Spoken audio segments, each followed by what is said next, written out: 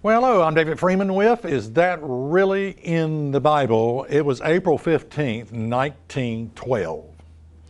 The Titanic sunk on that day. The word Titanic, it means exceptional size, strength, power.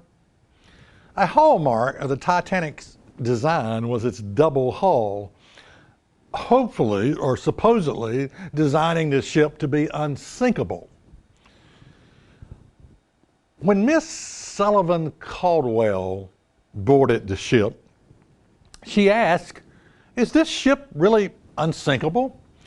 For which the porter said, God himself could not sink this ship. Now, I think at me at this time, I would have said blasphemy and turned around and left. I don't know if Sylvia, I don't know if she made it or lived through it. I think it was 1,200 that actually died, and there were some survivors, women and children mainly.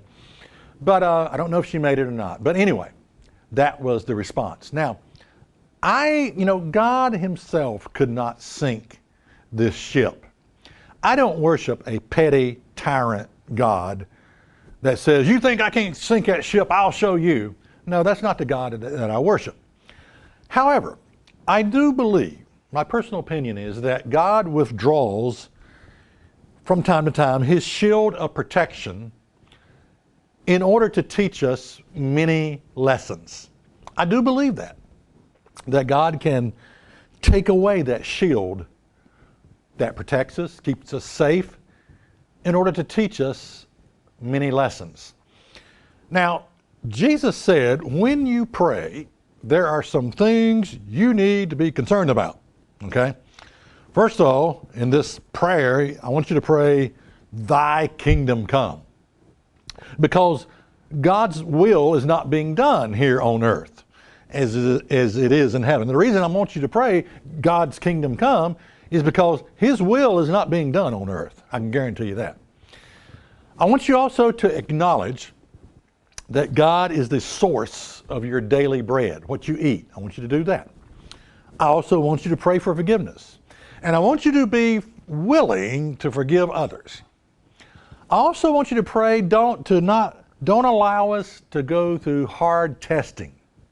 We can barely stand the small testing, but don't allow us to go through the hard testing.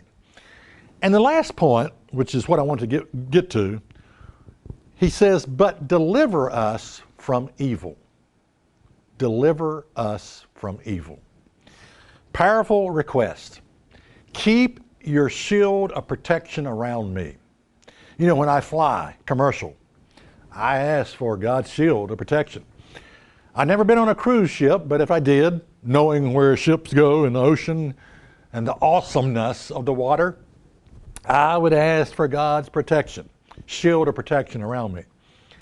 When I used to ride motorcycles more than I do, road bikes, I would ask, God, put your shield of protection around me. We were going to the beach one time, Myrtle Beach, me and my wife, on my Harley, and I slowed down to 45 going through a little small town. I looked up in the distance, I saw a car at a store, and something said to me, David, that car that you see right there, it's going to pull out in front of you.